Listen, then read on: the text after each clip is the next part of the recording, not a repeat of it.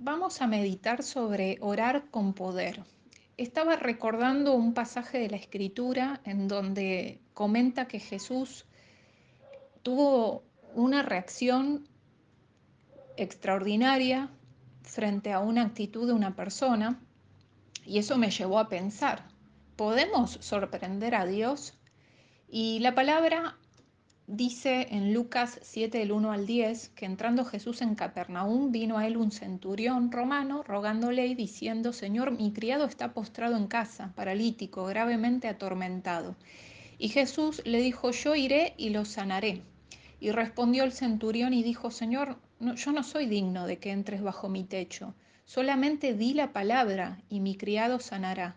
Porque también yo soy hombre bajo autoridad, porque era un capitán romano, y tengo bajo mis órdenes soldados, y digo a uno ve y va, y al otro ven y viene, y a mi siervo haz esto y lo hace.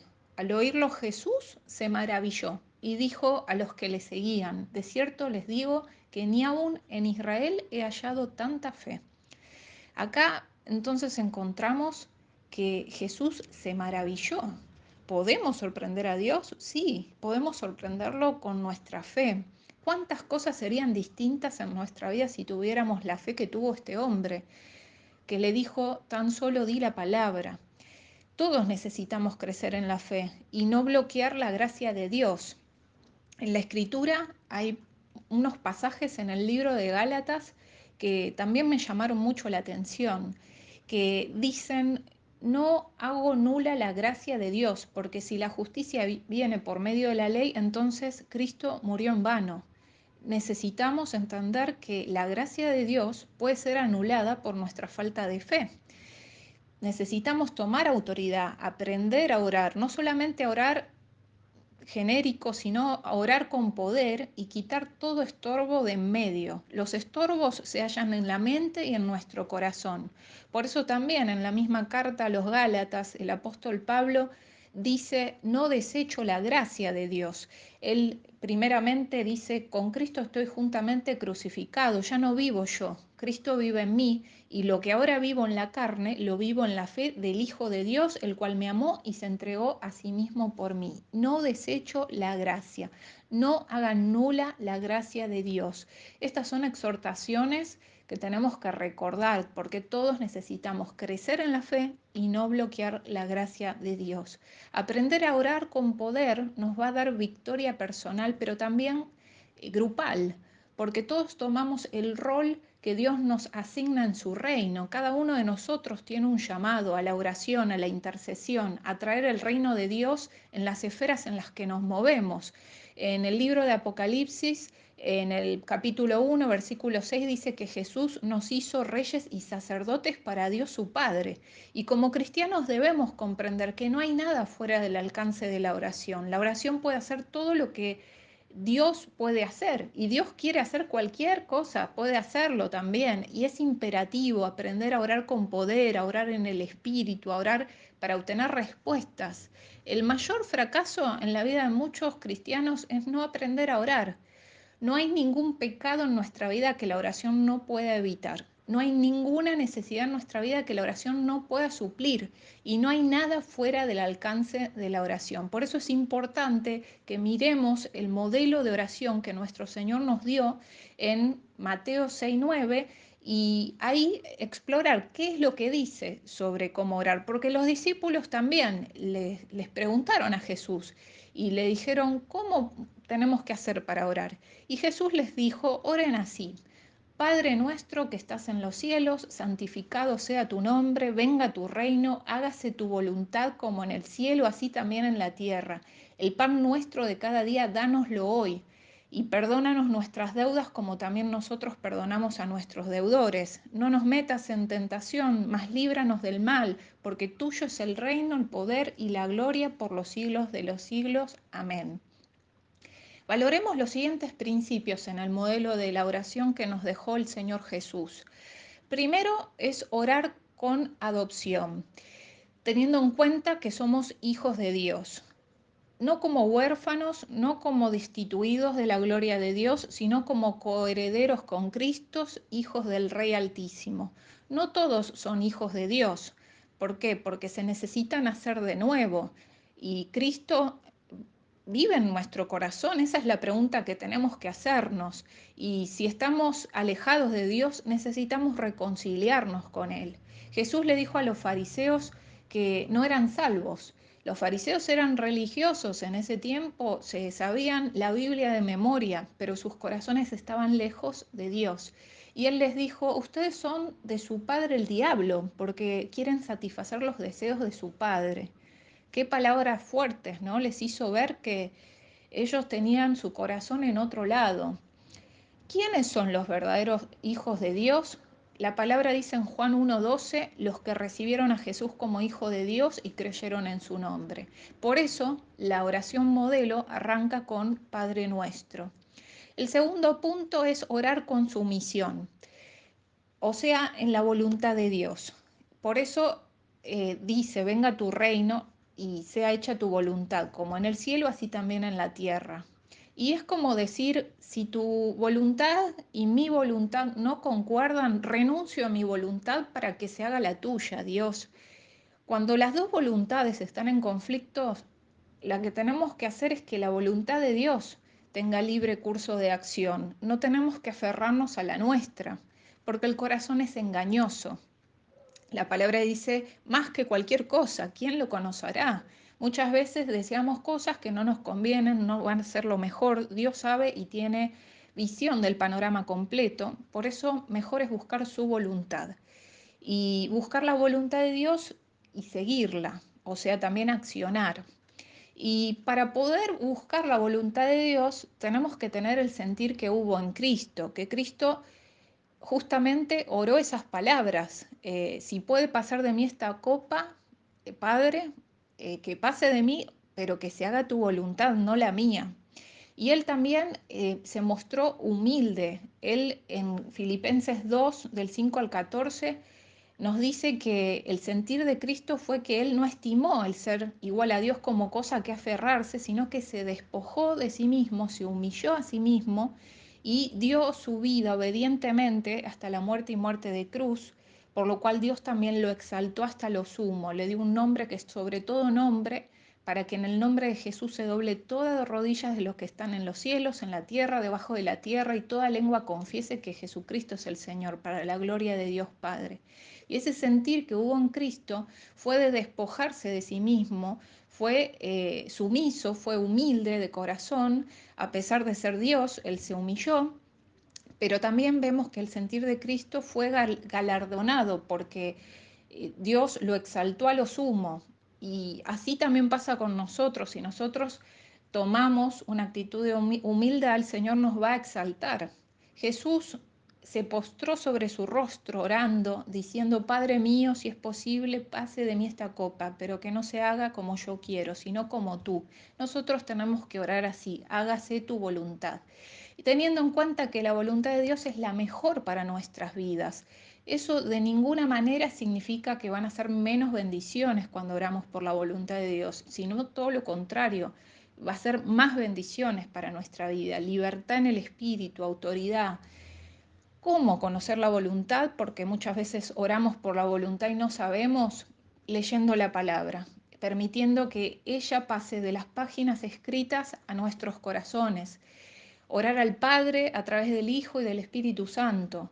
En Romanos 8:26 dice que el Espíritu nos ayuda en nuestra debilidad porque no sabemos qué nos conviene pedir, pero el Espíritu mismo intercede por nosotros con gemidos indecibles. Y es importante entonces orar con la mente, con el corazón, pero también orar en el Espíritu, pedirle al Señor que nos llene con su Espíritu Santo, buscar el bautismo del Espíritu Santo, orar en lenguas, porque el orar en lenguas nos edifica a nosotros mismos, nos permite orar 100% la voluntad de Dios, los gemidos, el silencio o el misterio en lenguas es necesario en nuestra intercesión también. Muchas veces sentimos que cuando estamos orando en el Espíritu nos renovamos, porque estamos orando directamente la voluntad de Dios. Y también para conocer la voluntad de Dios, además de leer la palabra, es permanecer en ellas. O sea, no solamente escucharlas, sino también ponerla por obra. Jesús dijo que si permanecemos en Él y sus palabras permanecen en nosotros, lo que pidamos nos será hecho. Y también nos dijo que el pueblo perece por falta de conocimiento. Muchas veces erramos, nos confundimos, nos alejamos porque no conocemos la palabra de Dios y esta no permanece en nosotros. La escuchamos, pero no la tomamos, no la ponemos por obra. El Espíritu Santo nos va a ayudar a eso. Cuando oramos la palabra de Dios, estamos declarando la voluntad de Dios. Por eso también es bueno no solamente escuchar una predicación, leer, sino también orar la palabra de Dios. Y cuando oramos de esa manera, estamos pensando los pensamientos de Cristo, tenemos la mente de Cristo. Por eso vamos a tener paz, a pesar de que todavía no estén las respuestas a nuestras oraciones. La oración hermosa, la oración que más nos da paz es la que llega al cielo, pero que empieza en el cielo. Y justamente nosotros somos los que cerramos ese círculo. Cuando decimos venga tu reino, hágase tu voluntad, estamos diciendo que venga el reino de Dios aquí en la tierra como en el cielo, y la voluntad de Dios ya arrancó primero en el cielo y va a llegar acá a la tierra a través de la oración. Por eso necesitamos humildad, sumisión, deshacernos del yo, del pecado que nos estorba y pedirle al Señor también paciencia en el tiempo de espera, porque en el medio de la oración y la solución hay un tiempo y muchas veces hay una frustración porque la gente tiene expectativas irrealistas, quieren una respuesta inmediata, pero tenemos que entender que la oración no solamente es una petición, sino también una decisión que nosotros tomamos, que requiere de una acción y que requiere también de un tiempo. Por eso confiemos en el Señor y tengamos un corazón humilde para decirle, cámbiame, Señor, renuévame, transfórmame, para que Él haga toda esa obra en nuestra vida, en nuestro corazón. Así que la primera clave es orar en adopción, otra es con sumisión y la tercera clave es orar con perdón, libres de ataduras, porque muchas veces eso es lo que bloquea también esa paz que necesitamos experimentar. Dice justamente la oración modelo, perdona nuestras deudas como también nosotros perdonamos a nuestros deudores. Y es como decirle al Señor, Señor, perdóname de la manera que yo perdono a los demás. Y la pregunta que nos tenemos que hacer es, ¿estamos orando con esta condición? ¿Está nuestro corazón libre de la falta de perdón? ¿Está nuestro corazón libre de pecados sin confesar? Junto con pedir, también necesitamos recordar que necesitamos el perdón de Dios.